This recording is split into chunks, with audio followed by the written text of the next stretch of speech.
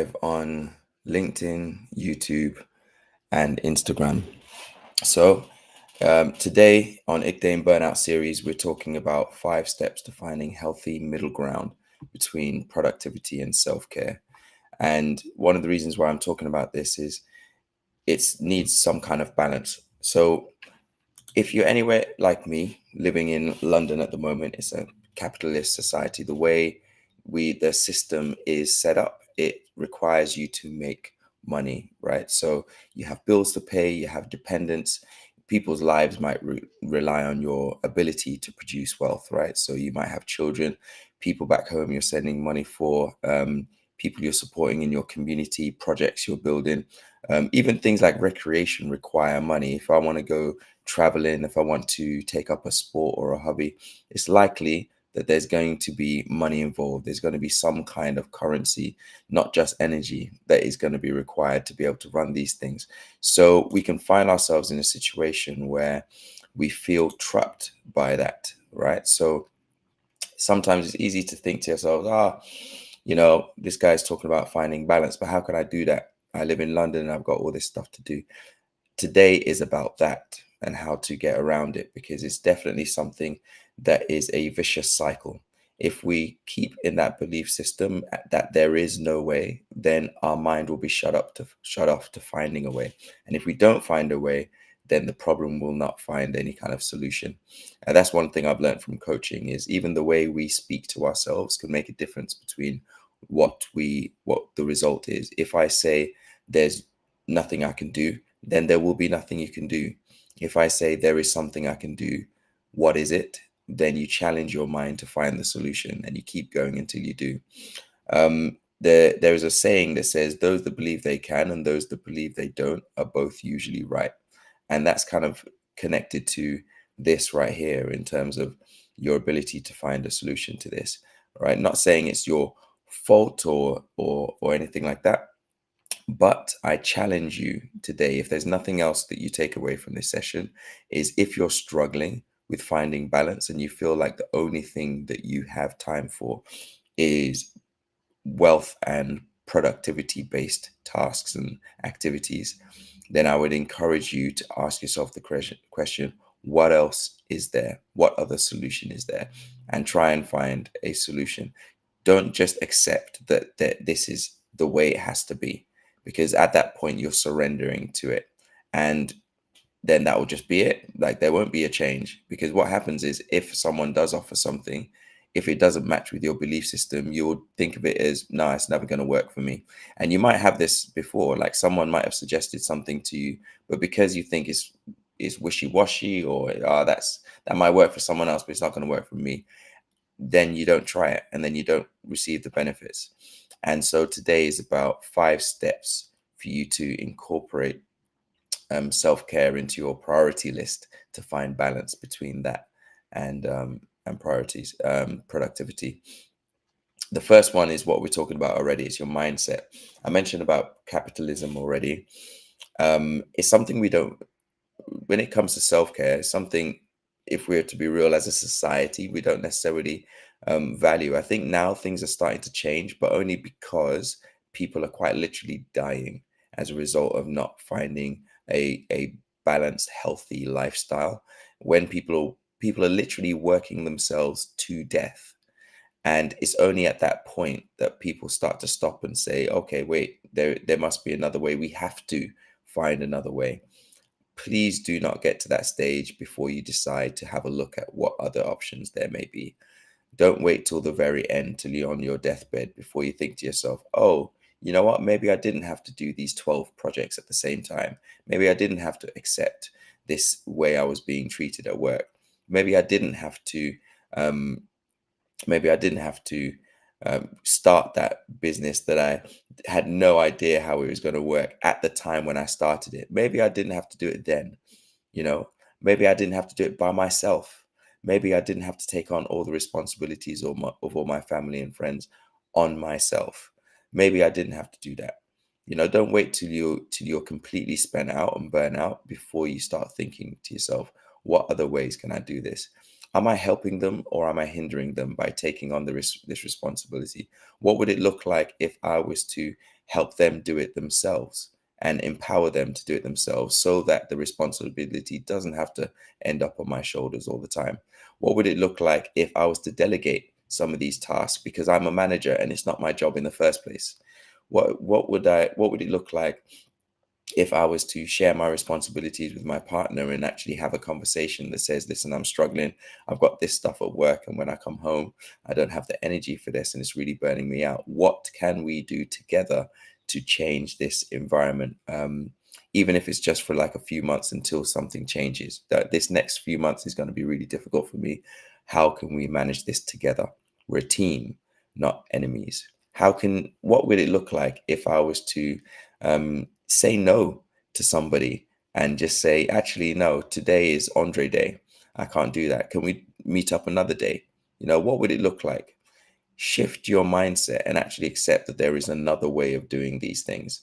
There is not only one way to live life. There are many. Find the one that's works well for you. One where you don't have to wake up stressed. One where you don't have to spend the whole day worrying about yesterday and tomorrow and not living in the day that you're in.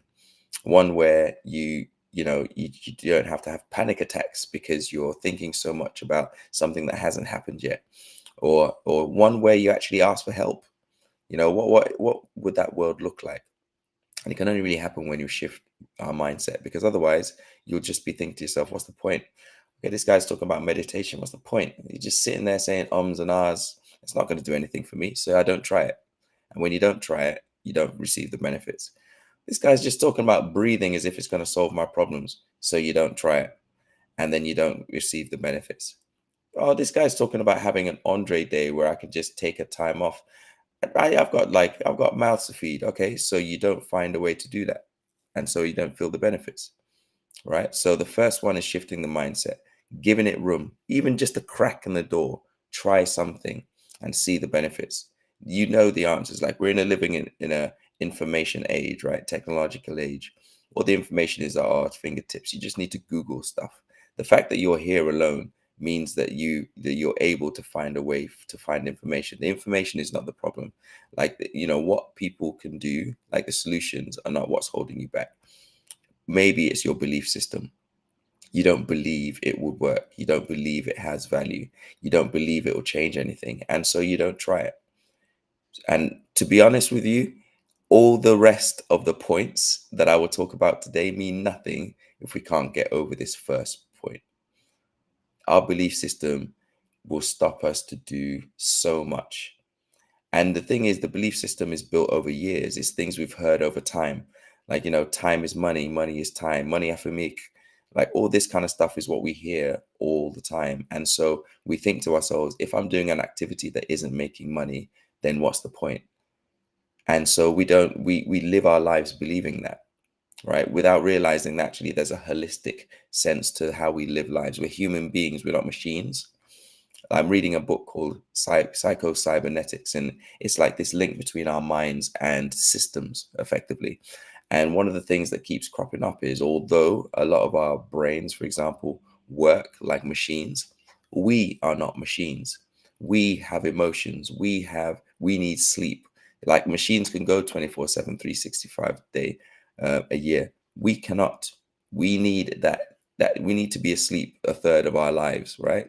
8 hours of the day, to be able to function at the functionality that we do, so that we are creative, so that we are imaginative, so that we are productive.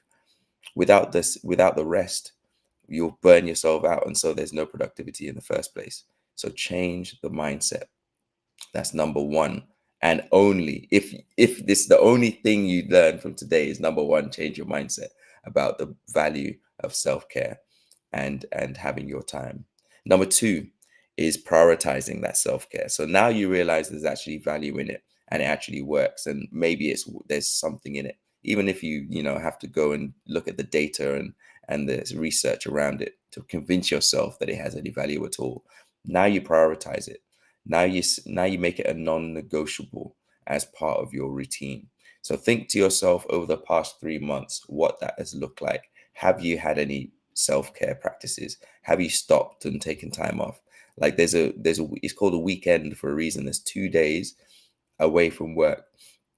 Some people talk about having a 3-day weekend. What's the point if you're going to fill it with work, right? So what does your recreation time, your rest time actually look like? Think, reflect about it over the last few months. What has that looked like? And what can you do to increase it or change it? Think to yourself, is there balance? And balance doesn't necessarily mean if I work for 8 hours, then I need to spend time on the swings for 8 hours, right? That doesn't necessarily mean what balance might be to you. For some people, it might be, for some people it might be, but for you, it might not be that. And it's also the quality of your self care is important as well as the quality of your work. So you can do work which doesn't require mental thinking, for example, mental exertion.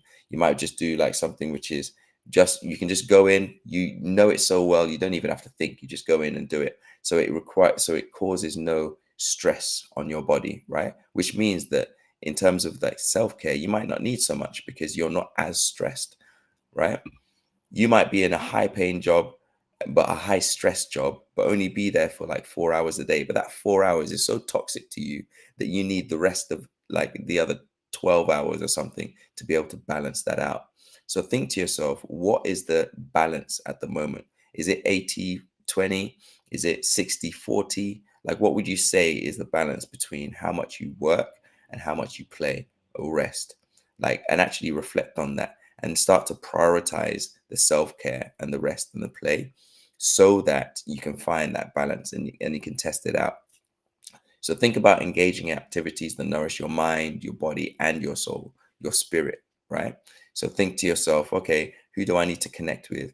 What time do I need off? What do I need to do with that time? Is it a fact? Do I need to go back to what I used to love as a child? Do I need to go back to painting, drawing? Do I need to pick up a hobby? Do I want to go to one of these arcades and spend a day there? Do I need to download a game on my phone or go back to get a PlayStation or something like that, or a Nintendo Switch? Like, what do I need to do that would create space for me to enjoy and to switch off from the active work side of things so that I can find balance?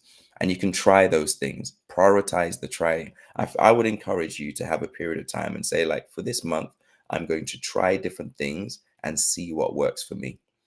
Like, actually make it an intention to do that, to find what it is for you that actually requires builds relaxation and fun within your life, because what does that for you might not be what does that for someone else, and vice versa. You might look at someone on Instagram and say, okay, this person is saying I need to wake up at 5 o'clock in the morning, go to the gym, do my morning meditations and stuff, eat kale and stuff before breakfast, and then do some meditation for 3 minutes or for 3 hours, and then start work. Like, and that might not work for you. You might do that and say, okay, that's great and everything, but if I wake up at 5 o'clock in the morning, my whole day is ruined. So it might be like, okay, instead of going waking up at 5 o'clock, I'm going to wake up at 7, but I'm going to go to bed at 11 p.m., which means that I'm still going to get that 8 hours. And it means I've got an hour to get ready before work. And then it takes me an hour to get to work, right? Or it might be that, you might have a hobby or something that you love to do. Maybe you like singing, and there's like a community singing group, and you don't need to be in a choir, you don't need to call a record label, you just want to be able to sing. And so you're going to join something local which meets up every week, which also means you find community as well, and you get the opportunity to do that for fun. If you're a physical activity kind of person, you might go to the gym and say, okay, I'm going to have a session, I'm going to have every morning, I'm going to pack my bag for the gym and I'm going to carry it with me even if I think about going to the gym or not, which means that when I come off the bus, when I get out the car, I know that I have to make an active decision not to go to the gym because I already have my bag on me, right? One of the things I really like, one of the books I really like is Atomic Habits by James Clear. And it talks about how to make your habits attractive and all this kind of stuff, and easy to do. Because one of the things is, if you're finding your thing that you like to do for self-care, getting it into the routine will mean looking at your habits. How can you create a scenario which means that you pretty much have to do that thing? And you know what will happen? it's going to feel really weird and you're going to feel kind of off as you're going into it. It's like, oh man, do I really have to go into this firing range today? Do I really have to go to this jiu-jitsu class or whatever? But afterwards, you're going to feel amazing. And you know you will, because it happens every time. It's consistent. Same with gym. A lot of people hate it, but what they really hate is the journey to the gym. Is getting up in the morning and getting your flask and all that kind of stuff. But once you're at the gym, you feel great. Once you feel after the gym, you feel even better. The day after, your body might be telling you something different, but you're happy that you actually went, right? So think about it. Number one, as 5 steps to find balance between productivity and self-care, is shifting your mindset. Number two is prioritizing self-care, right? Number three is time management. So now you've got to a stage where, okay, you find out what is actually works for you. These things like help me release my stress. These things really work for me consistently. These are the things I've tried before, and these are the things I'm going to try, etc. You're like, cool, that's it. I know what is on my list of self-care activities. Maybe you're going to the spa. Maybe you're spending time with your bestie, like where maybe you're going shopping. Maybe you're, learning how to cook something each week that you like, which means that or maybe each month, like you give into yourself, like, okay, I really like to cook stuff for me and my friends, and I really like food. So every month I'm going to find something new to cook, which means by the end of the year, I'm going to have 12 new recipes I can do like whenever I want, which means that every month I have 4 attempts because I'm going to try it every week, right? So all this kind of stuff that you might be able to find all that. So then it's like, okay, how can I factor this into my time? So you look at how you spend your day, and I would, similar to what I said for step two, look practically at how you spend your day. How much time do you have between, outside of work, for example? How much time do you have when you wake up to when you actually get active? What do you usually do when you get home? Like, how do you feel? Like, what are your energy levels like? And factor those things in as well, because you might be having a self-care activity which is perfect for before work, and you might have a self-care activity which is perfect for your drive home. Is it that you're listening to podcasts or the sounds of ocean waves and stuff all the way home? Like, you have a 30-minute drive and you find a podcast which is just the sounds of the ocean, and it just chills you out, so that by the time you get home to your family, you've shed all the stress and you're able to be present with them, and you're able to cook and play with your newborn and all this kind of stuff, right? So what are the things that what is the time? How are you using your time currently? And how do you think it can be tweaked to allow for more self-care? And I say tweaked intentionally. I would not advise completely doing an overhaul of your entire routine in one go. I would offer that every month you try one thing, one change, and I give it a month so it's enough time for you to get into that habit and build it into your routine. So, for example, is it that I'm going to set a bedtime, right? So I'm going to say that I'm going to try and get to sleep by 10, which means I need to turn everything off and get into the bedroom by 9, which means I need to leave whatever I'm doing by 8. So if I'm going out for dinner and stuff, it's likely I'm going to try and start doing it slightly earlier. So I'm going to meet people at 6 o'clock instead of 7. If I start at 6 o'clock, then it means I have, like, say 2.5 hours with them before I leave, and I get home around 9, right? So I've already eaten, I've already spent time with people. So all I need to do is put the kids to bed, spend time with my partner and stuff. And then by 9, half 9, we're in bed, we're relaxing, we've got the incense going, whatever it might be, right? So try one thing at a time, um, which can allow you to bring more things over time. And then that means that, say, for example, you try one new thing a month, then by the end of the year, you've got 12 different practices. And sometimes when I say practices, they don't have to be big, right? So a practice might be that when I'm stressed, I'm going to try breathing exercises, deep breathing, right? 4 seconds in, 4 seconds hold, 8 seconds out. I'm going to try that, and I'm going to do that 12 times. Every time I'm stressed, whether it's in work, whether I'm finding myself in a conflict with my partner, whether I'm on the bus and someone's screaming next to me, with someone on the phone there with, like, whatever it is, that whenever I start to feel the tension within my body and my body starts getting tense, I'm going to start these breathing exercises, right? That is a practice. Or it might be that I'm going to have sweets in my bag because when I have a sweet in my mouth and stuff, I'm able to function. I'll be able to shut out certain things. I'm going to um, I'm going to get a plant every month, right? And so I'm going to water it exactly, for example, and that is going to be part of my self-care practice, pouring into something else as a manifestation of pouring into myself, right? Whatever that might be. I might even name it, right?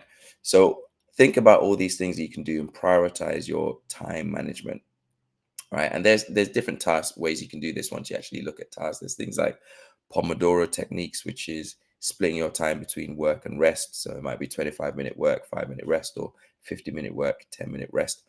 And you can put that on a cycle of 2 or 3 things. And for example, if I'm coming home at night, I might do 3 Pomodoro sessions, which might do like one might be cooking, one might be eating, one might be cleaning, right? I don't know. I'm just putting it off the top of my head.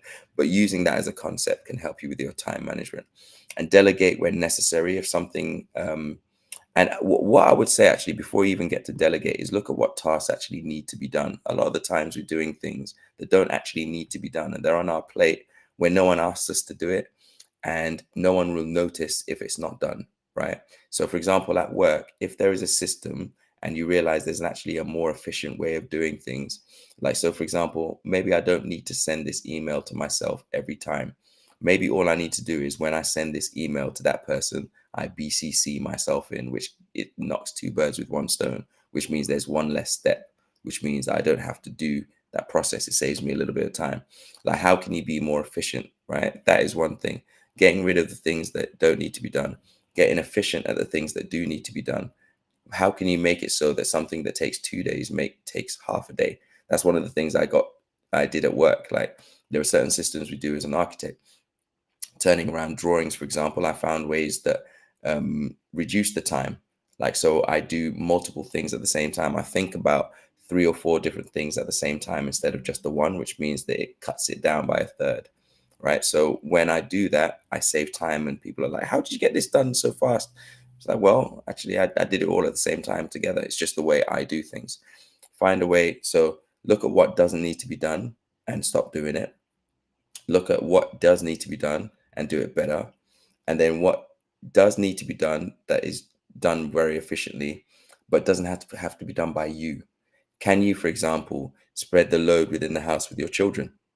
Are they old enough to do the dishes or clean the house and stuff with you? Right? Might be included in your pocket money regime, like making so that, if they do certain tasks, that it's worth a certain amount of pounds or something like that. I don't know.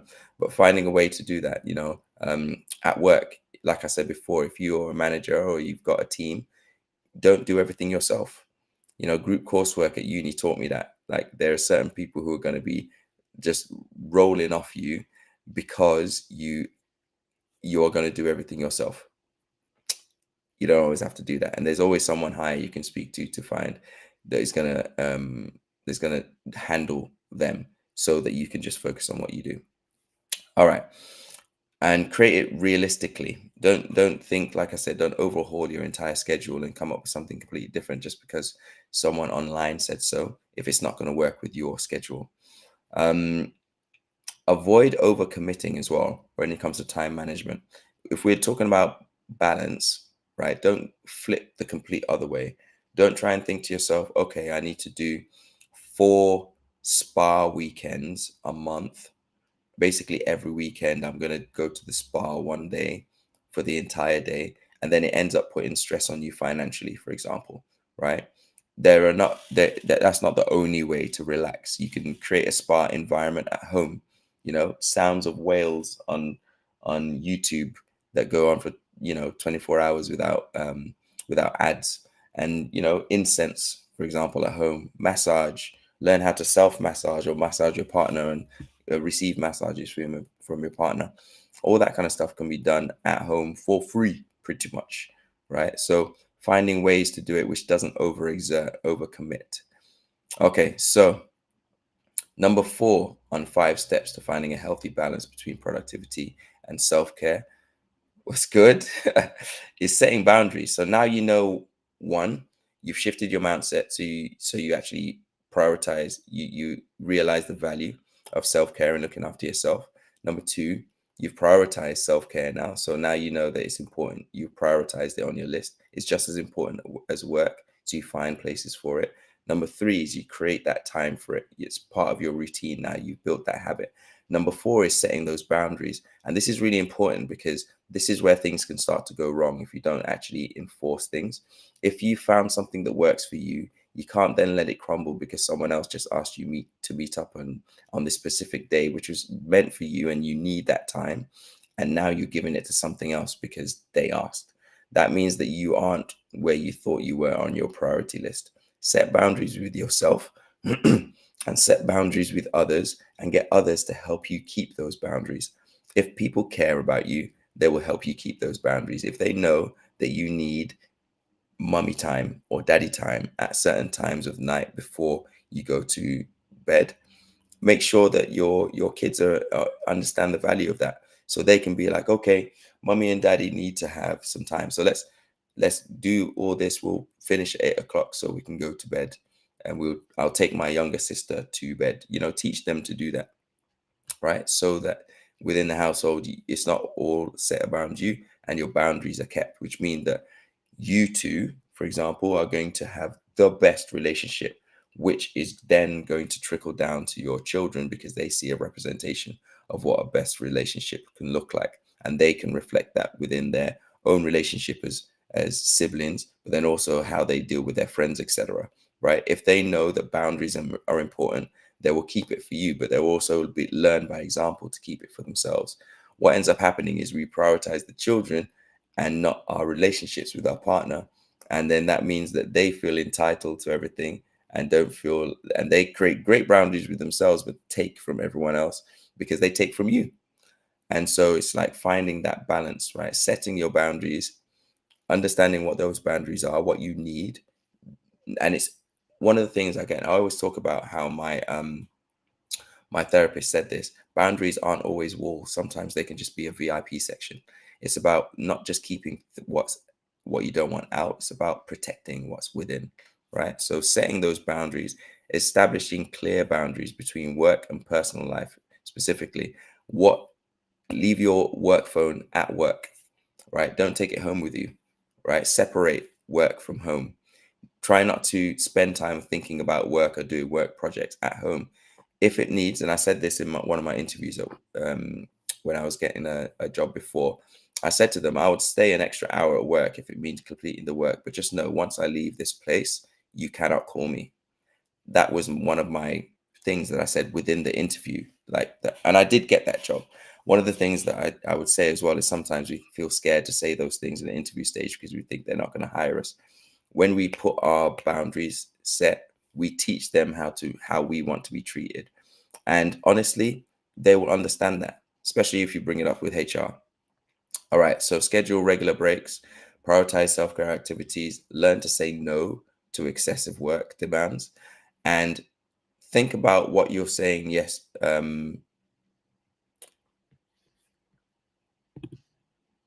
Think about what you'll have to be saying no to be able to say yes to this. If I'm taking on this new project, that means I can't do this other one. If I'm taking on this new project, it means I may have to get home late, which means I won't be able to pick up my children from work, and which will add more stress to my partner. Right? Think about that. And you are a human being, right? A holistic being. Like we genuinely have to think about how what we're doing is affecting everything else. I've talked about the wheel of life and how you can use that to see what is being affected between different things, right? So financially, socially, spiritually, physically, mentally, emotionally. You give yourself 0 out of 10 out of all of those things, and you can see how things are affecting each thing. When I'm a 0 with emotion, then everything else crumbles because I can't get excited anymore. I don't feel connected to anything, right? So what are you having to say no to say yes to this? Reflect on that. And the last point as I go is to reflect and adjust. So as you try different things, know that things are going to change. Life is going to throw hurdles at you. What sometimes happens is something happens and then it just throws us through the twist completely. And then we never go back to setting those boundaries again. So we've had a pandemic, right? We've come out the other side of that. Yes, Arthur, what's going on? We've had a pandemic. That has changed everything, how we reflect on everything. But now we're going back to work and we're struggling on finding that balance again. Some of us, it was a great thing to have that time. Some of us, it wasn't, right? But it's been change. But when change happens, we need to reflect. We think to ourselves, okay, this worked in our old house, but now we have a new space, which means our time to work is different. How does that affect our routine, right? And maybe even think about it before you go into it. Think, okay, this is going to have to change. And so we're going to have to change this as a result of that. And then when things happen which aren't in our control and they catch us off guard, spending time to reflect and adjust accordingly. Don't just be like, okay, cool, this has happened now, so everything has to change and I don't have any power in it. Actually take your time out regularly. One of the things I learned about in a workshop during the pandemic was the idea of a relationship.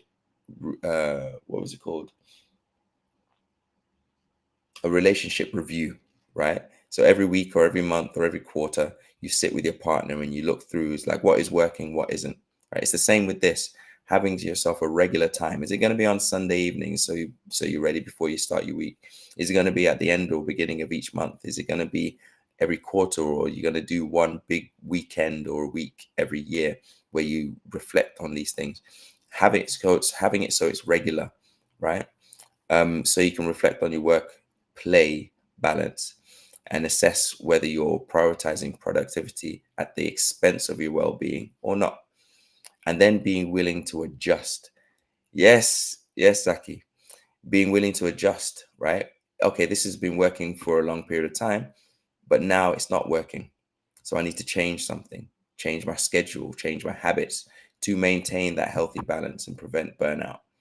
Okay, so think about that. All right. So that is it for today. Thank you, everyone. And Saki, we're going to have to talk at some other time. So today is just about burnout that we're talking about. But I'm going to get on a call with you because we do need to catch up. I'll be back in Senegal at some point this year. So if you're there, we're going to need to spend some time. Um, Thank you so much. If you do need help implementing all of this, then I would encourage you to book a call with me, right? 30 minutes. The QR code is here and here. And if you're on Instagram, just DM me. And we're going to talk about what has been working, what hasn't. And in that session, we're going to figure out what I can do to help. Is it that you just need one tip that you can just apply? Is it that you need to, we need to look at what it would look like if you were to become a client of mine? Or is it that you want to join a program I'm doing, which is focused completely on burnout and getting us out of that state? So thank you so much, everyone. And I will speak to you tomorrow. This is 31 days of these, right? So it's a lot of commitment for me. So give me feedback. Let me know what's working, what isn't. Every morning, I'm doing a video like this, going live, talking about a different aspect of burnout. And it's really for you, right? So what is working, what isn't? Let me know. What other questions do you have and what do you want me to cover? And until the next time I speak to you,